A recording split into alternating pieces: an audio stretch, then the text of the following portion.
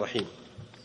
ألهاكم التكاثر، أشغلكم التكاثر في الأموال والتزود منها حتى ألهتكم عن الطاعات، وهذا في مجموع الأمة إلا من رحم الله، فإنهم مشغولون بجمع الأموال.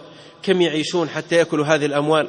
أي يعيش الواحد 1000 سنة وهو يكدس ل1000 سنة وهو لا يعيش إلا 60 و70 و50 سنة. ألهاكم أيها الناس التكاثر في الأموال والتفاخر فيها والمغايرة والتنافس في الدنيا. إلى متى ألهاكم هذا؟ أشغلكم وأذهلكم وأنساكم العمل الآخرة حتى زرتم المقابر. عندها معنيان: المعنى الصحيح حتى انتقلتم إلى المقابر ميتين في زيارة ليست كالزيارات، كل زائر يذهب ويعود إلا زائر المقابر. أتيت القبور فناديتها أين المعظم والمحتقر؟ تنادوا جميعا فما مخبر وماتوا جميعا ومات الخبر. قال لهم علي: يا أهل المقابر ما أخباركم؟ فسكت. قال: والله سكتوا، ولو نطقوا لقالوا تزودوا من العمل الصالح فما وجدنا كان العمل الصالح، أو كما قال: حتى زرتم المقابر تكاثرتم بالأموال حتى انتقلتم إلى المقابر لاهين ساهين. وفي بعض الأخبار نقلها الحفاظ أن قريش تكاثروا في أموالهم حتى تكاثروا في عددهم، قالوا أمواتنا أكثر من أمواتكم، ذكر ابن كثير وغيره. قالوا اذهبوا إلى المقابر نعد أمواتنا ونعد أمواتكم، فذهب كفار قريش يعدون مقابر هؤلاء وهؤلاء، قالوا نحن أكثر منكم.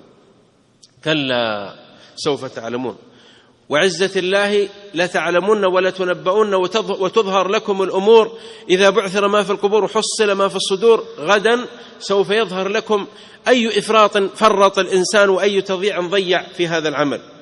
ثم كلا سوف تعلمون، ثم تأكيدا والله، يعني هذا المؤكدة والله وقسما متضمن، يقول أهل العلم متضمن معنى القسم، لسوف تعلمون يوم القيامة عن هذا التضييع وهذا اللهو وهذا النسيان وهذا الإعراض. كلا لو تعلمون علم اليقين، لو كان عندكم علم ينفعكم، علم اليقين الحق الموصل الراسخ، العلم النافع، ما كنتم فعلتم هذا الفعل.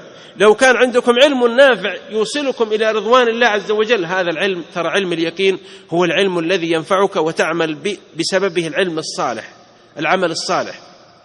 أما العلم هذا الظاهري يعلمون ظاهرا من الحياة الدنيا، علم التكاثر، علم المراءة والعياذ بالله، علم السمعة الذي ما يصل القلب، فهذا وبال على صاحبه.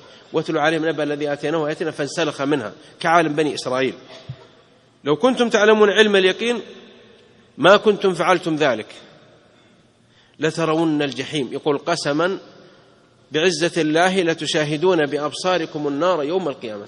ترى النار يشاهدها المتقون والفجار، لكن ما يدخلها إلا الفجار، وأما المتقون فيعصمهم الله. لكنهم الصحيح أنهم سوف يشاهدون. تشاهد أنت وأنت الصراط، يؤتى بها في العرض يقودها 70,000 ملك، 70,000 زمام، مع كل زمام 70,000 ملك، تتميز من الغيظ، تكاد أن تطغى على أهل الموقف، نعوذ بالله منها.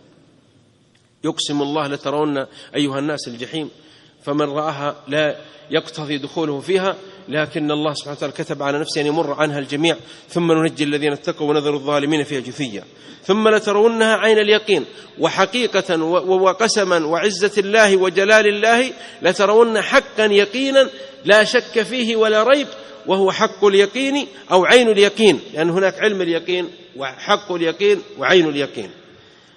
فهذا عين اليقين يعني حقيقة لا مرية فيها، مشاهدة عيانا بيانا لا شك في ذلك. ثم لا تسألون يومئذ عن النعيم، لا تسألون عن النعيم، سؤال تقرير للمؤمن وسؤال إنكار للكافر. فالمؤمن يقرر بالنعيم الذي أخذه في الدنيا، أقلها شربة الماء والظل والهواء والغذاء والكساء والدواء والضياء والسناء، وكل نعمة جلت أو كثرت يسأل عنها تقرير. ثم يقول أما أنعم الله عليك، أما أعطاك، أما خولك، أما منحك سمعا، أما أعطاك بصرا، أما تولاك، أما أعطاك ذرية، كلها تقرر. خرج صلى الله عليه وسلم جائعا، وخرج أبو بكر الصديق جائعا، وخرج عمر جائعا. يا للثلاثة الأصحاب ما أحسن صحبتهم وما أرفع منزلتهم، جمعهم الله في الحياة وفي الدنيا وفي الآخرة، قبورهم مجتمعة مع صاحبهم صلى الله عليه وسلم. جئت أنا أبو بكر وعمر، وخرجت أنا أبو بكر وعمر، وأتيت أنا أبو بكر وعمر. قال صلى الله عليه وسلم ما أخرجكما؟ قالوا أخرجني الجوع يا رسول الله. قال وأنا والله أخرجني الذي أخرجكم. اذهبوا بنا إلى فلان الأنصاري فذهبوا إلى فلان رجل قيل إنه ابن التيهان الأنصاري، فطرق عليه بابه في المزرعة فخرج، فلما رأهم قال والله ما أصبح من أهل الأرض أكرم ضيفا مني اليوم الرسول صلى الله عليه وسلم وأبو بكر وعمر. فأدخلهم وأتى بعذق وقدمه وماء بارد، وقام قال صلى الله عليه وسلم إياك والحلوب، قام بسكين، شوف المضيف والكريم يذبح سيد الخلق صلى الله عليه وسلم، قال لا تذبح لنا حلوب لأن الحلوب للأطفال، فذبح عناقا وشواه وقدمه فأكل صلى الله عليه وسلم. ثم قال لأبي بكر وعمر والذي نفسي بيده لتسألن يوم القيامة عن هذا النعيم. سؤال تكرير، كم أكلنا وكم شربنا وكم ارتحنا، من المنعم حقيقة؟ والله وحده.